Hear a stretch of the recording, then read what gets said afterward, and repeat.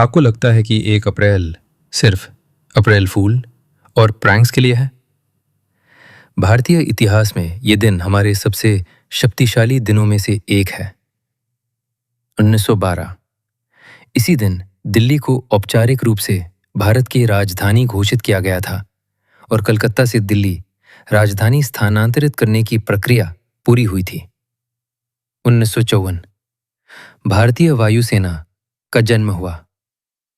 1969 महाराष्ट्र के तारापुर में भारत का पहला परमाणु ऊर्जा केंद्र न्यूक्लियर पावर स्टेशन शुरू हुआ। लेकिन इन सब में सबसे बड़ी घटना 1935 में हुई। भारतीय रिजर्व बैंक आरबीआई की स्थापना हुई। 1 अप्रैल 1935 को आरबीआई ने आधिकारिक तौर पर अपना कामकाज शुरू किया। 1949 तक ये स्वतंत्र भारत की अर्थव्यवस्था का संरक्षक बन गया। पर क्या आप जानते हैं कि आरबीआई सिर्फ अंग्रेजों का विचार नहीं था? इसकी वैचारिक जड़ें 1 दशक पहले ही डॉक्टर बाबा साहेब अंबेडकर की आर्थिक विद्वत्ता में समाहित थीं।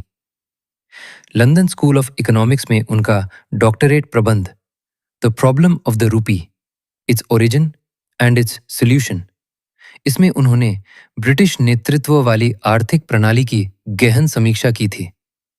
उन्होंने आर्थिक स्थिरता सुनिश्चित करने के लिए एक सेंट्रल अथॉरिटी पर जोर दिया था।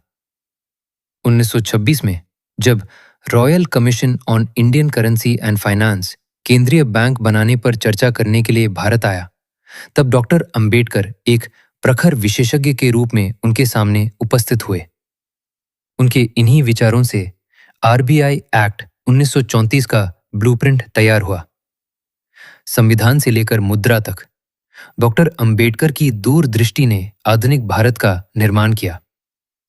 इतिहास के ऐसे ही अनछुए पहलुओं के लिए भारत वैभव को फॉलो करें।